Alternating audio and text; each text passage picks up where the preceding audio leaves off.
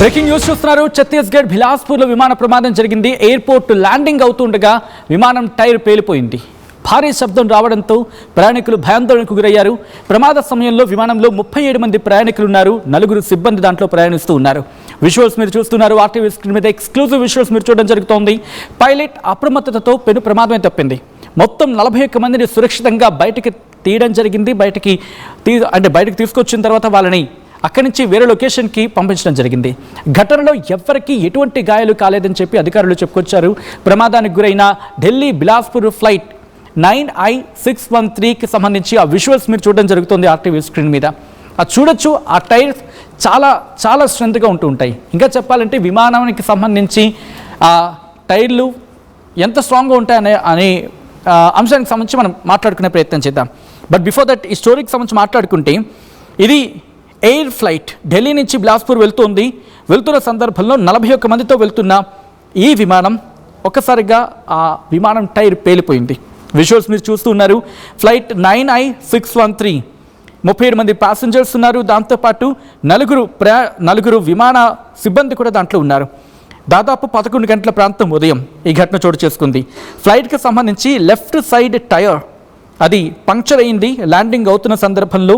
అయితే ఈ ప్రమాదాన్ని గుర్తించిన ఆ పైలట్ చాకచక్యంగా వ్యవహరించి విమాన ప్రమాదం నుంచి ప్రయాణికుడిని బయటపడేశారని చెప్పుకోవాలి. అయితే ఇది ఎలా జరిగిందనేది ఇంకా డీటెయిల్ ఇన్వెస్టిగేషన్ జరుగుతుంది. ఆ తర్వాత బయటపడే అవకాశం ఉంటుంది. మొత్తం ప్యాసింజర్స్ కావచ్చు, లేకపోతే దాంట్లో ఉన్న క్రూ మెంబర్స్ అందరూ సేఫ్గా బయటపడ్డారు. దాంతోపాటు ఈ ఫ్లైట్ బిలాస్పూర్ నుంచి తిరిగి వెళ్ళాల్సిన ఫ్లైట్ కూడా ఇది క్యాన్సిల్ అయింది. ఆబ్వియస్లీ దీంట్లో తిరిగి ప్రయాణం అవుతుంది కాబట్టి క్యాన్సిల్ చేసే పరిస్థితి ఉంటూ ఉంటుంది. అయితే ఈ టైర్ బర్స్ట్ అనేది కామన్ అంటున్నారు కొంతమంది.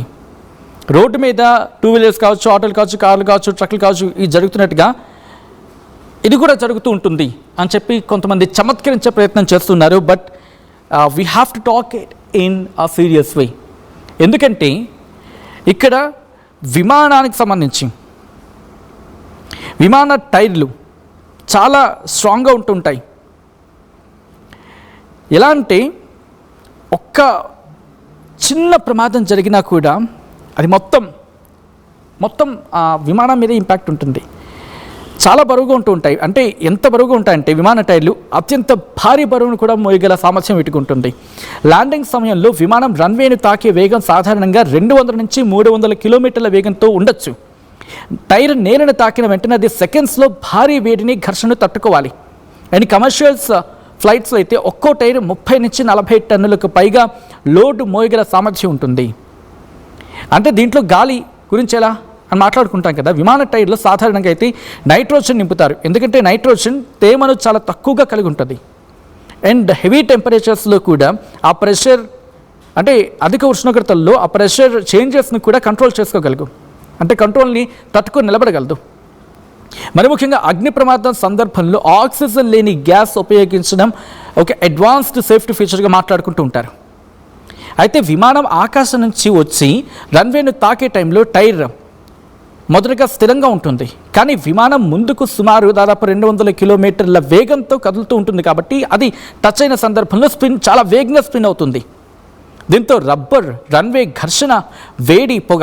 అందుకే ల్యాండింగ్ సమయంలో ఒక తెల్లటి పొగ కనిపిస్తూ ఉంటుంది. సాధారణంగా టైర్ పేలిపోవడం కాదు ఇది. మరి టైర్ పేలితే పరిస్థితి ఏంటంటే విమాన టైర్లు చాలా లేయర్స్లో ఉంటాయి. వాటిని సాధారణంగా మల్టీప్లై టైర్స్ అంటూ ఉంటారు. అంటే ఒక టైర్లో రబ్బర్ ట్రెడ్ ఉంటుంది, లేకపోతే రబ్బర్ ట్రెడ్తో పాటు స్టీల్ లేదా నైలాన్ రీఎన్ఫోర్స్మెంట్ గురించి మాట్లాడుకుంటారు. మల్టిపుల్ స్ట్రక్చరల్ లేయర్స్ ఉంటాయి.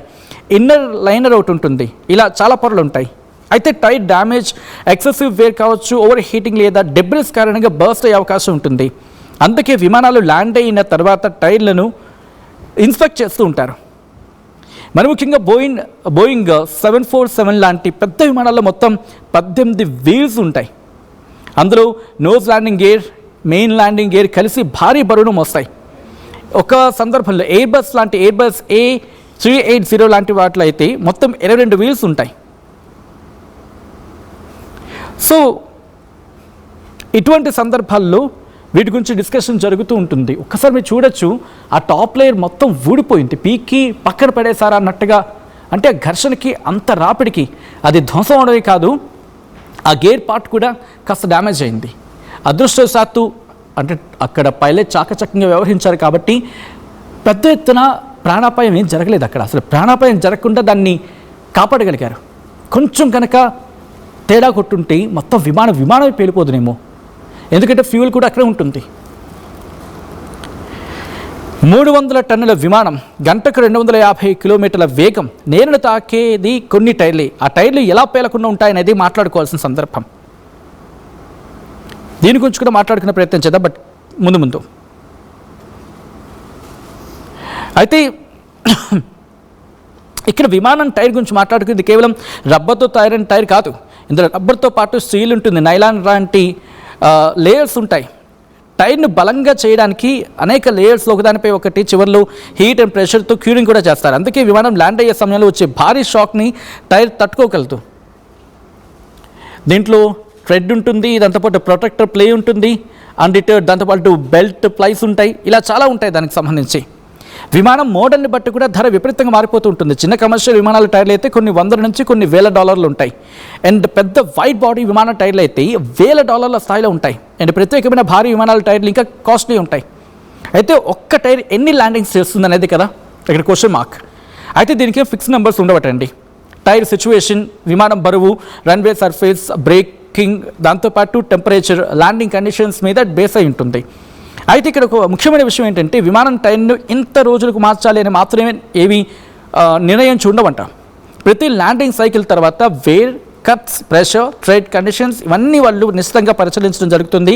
కొన్ని ఎయిర్ క్రాఫ్ట్ టైర్స్ను రీట్రేడ్ కూడా చేస్తూ ఉంటారు. అంటే పూర్తిగా కొత్త టైర్ కొనకుండా వార్న్అవుట్ ట్రేడ్ని తొలగించి కొత్త ట్రెడ్ వేయచ్చట.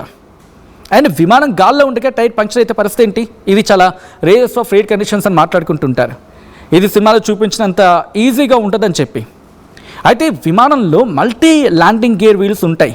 ఒక టైర్లో సమస్య వచ్చినా మిగతా వీల్స్ లోడ్ని కొంతవరకు మోయగలవు.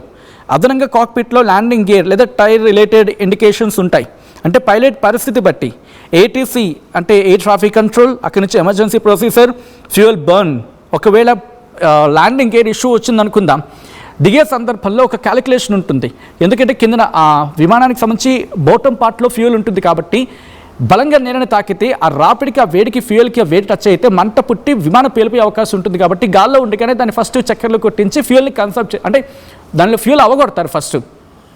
ఆ తర్వాత మెల్లిగా ల్యాండింగ్ తీసుకొచ్చి ఫ్యూయల్ ఉండదు కాబట్టి ఫ్యూయల్ పూర్తిగా దాన్ని అవగొట్టే సందర్భం ఉంటుంది కాబట్టి తీసుకొచ్చిన తర్వాత అప్పుడు దాన్ని సేఫ్గా ముందుకు తీసుకెళ్లే ప్రయత్నం చేస్తారు, సేఫ్గా ల్యాండింగ్ చేసే ప్రయత్నం చేస్తారు. ఒకవేళ అటు ఇటు అయినా కూడా ప్రమాద తీవ్రత భారీ స్థాయిలో ఇక్కడ ప్రాణాపాయం పెద్దగా ఉండకుండా చిన్న చిన్న గాయాలతోనే లేకపోతే మినిమైజ్ చేసేటట్టు, ప్రమాదాన్ని మినిమైజ్ చేసేటట్టుగా అక్కడ సిచ్యువేషన్ని తీసుకొచ్చే ప్రయత్నం చేస్తారు. ఒకసారి ఆ విజువల్స్ చూస్తున్నారు, ఒకసారి డీటెయిల్గా విజువల్స్ చూసే ప్రయత్నం చేద్దాం. అయితే ఇక్కడ ఏంటంటే మందలు మాట్లాడుకున్నట్టుగా ఎయిర్ ట్రాఫిక్ కంట్రోల్ అక్కడి నుంచి ఎమర్జెన్సీ ప్రొసీజర్కి వెళ్తుంది. ఫ్యూయల్ని బర్న్ చేస్తారు, లేకపోతే హోల్డ్ చేస్తారు, రిక్వైర్మెంట్ ఉంటే అప్రోప్రియేట్ రన్వేని ఫిక్స్ చేసుకుంటారు, కంట్రోల్ ల్యాండింగ్ జరుగుతూ ఉంటుంది. ల్యాండింగ్ టైంలో టైర్ నుంచి పొగ ఎందుకు వస్తుంది అనేది ఇందాక మనం మాట్లాడుకున్నాం. అంటే అనేక కారణాలు ఉంటాయి. అండ్ విమానం టైర్లో నైట్రోజన్ కూడా ఎందుకు నింపుతారని కూడా మాట్లాడుకుందాం. మరి టైర్ బర్స్ట్ అయితే ఇది సీరియస్ సిచ్యువేషన్. రబ్బర్ డెబ్రిస్ కావచ్చు, వీల్ డ్యామేజ్ కావచ్చు, ల్యాండింగ్ డ్యామేజ్ కావచ్చు, బ్రేక్ సిస్టమ్ డ్యామేజ్ కావచ్చు, ఇలాంటి అనేక సమస్యలు ఉంటాయనేది వినిపించమాట. అందుకే ఎయిర్ క్రాఫ్ట్ టైర్స్ను సాధారణ కార్ టైర్స్ లాగా పంక్చర్ అయితే మార్చేయాలి అనే స్థాయిలో కాకుండా ఏవియేషన్ మెయింటెనెన్స్ స్టాండర్డ్ ప్రకారం ఇన్స్పెక్ట్ చేస్తారు. ఒకవేళ చేంజ్ చేసే అవసరం అనుకుంటే మార్చి పారేస్తారు, అంతే, మార్చి పారేయాలి అంతే. మరి వాడుక భాషలో చెప్పాలంటే మార్చి పక్కన పెట్టేయాలి దాన్ని. అండ్ టైర్ మాత్రమే కాదు, బ్రేక్స్ కూడా చాలా కీలకం. సో కాబట్టి అనేకమైన స్టోరీస్, ఇన్ఫ్యాక్ట్ అనేకమైన కథలు వింటూ ఉంటాం లైక్ విమాన ప్రమాదాలకు సంబంధించి. సో అటువంటి సిచ్యువేషన్స్ని బేస్ చేసుకొని ప్రతి ప్రమాదం నుంచి ఒక లెసన్ నేర్చుకొని ముందుకు వెళ్తూ ఉంటుంది పౌర విమానయాన శాఖ. దాంతోపాటు ఇన్ఫ్యాక్ట్ విమానయాన శాఖ, ఏవియేషన్ మినిస్ట్రీ కావచ్చు, లేకపోతే ఏవియేషన్ సిస్టమ్ కావచ్చు. మొత్తంగా ఈ ప్రమాదం ప్రస్తుతం ఇంకో గుణపాఠమా, లేకపోతే మన ఆపరేషన్కి సంబంధించి అంటే స్టాండర్డ్ ఆపరేషన్ ప్రొసీజర్ అంటూ ఉంటారు, SOP, ఇలా మనం ఒక్కసారి దీన్ని మళ్ళీ వెరిఫికేషన్ చేసుకోవాల్సిందో లేకపోతే రీచెక్ చేసుకోవాల్సిన సిస్టమా? ఒకవేళ ఈరోజు సేఫ్గా ల్యాండ్ అయ్యింది కాబట్టి సరిపోయాయి, లేకపోతే 41 మంది ప్రాణాలు, 37 మంది ప్రయాణికులు, 4 సిబ్బంది, మొత్తం 41 మంది ప్రాణాలు రిస్క్లో పెట్టి ప్రయాణించిన సందర్భం కదా. అదృష్టవశాత్తు ఈరోజు బతికి బట్టకట్టారు, లేకపోతే పరిస్థితి ఏంటి?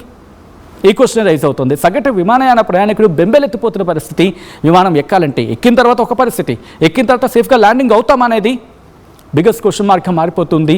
అటువంటి భయానక పరిస్థితులు ఒక్కొక్క ఘటనకు సంబంధించి మాట్లాడుకుంటే, అండ్ ఇటువంటి విమాన ప్రమాదాలకి కారణం ఏమై ఉంటుంది? మీ అభిప్రాయం ఏంటి?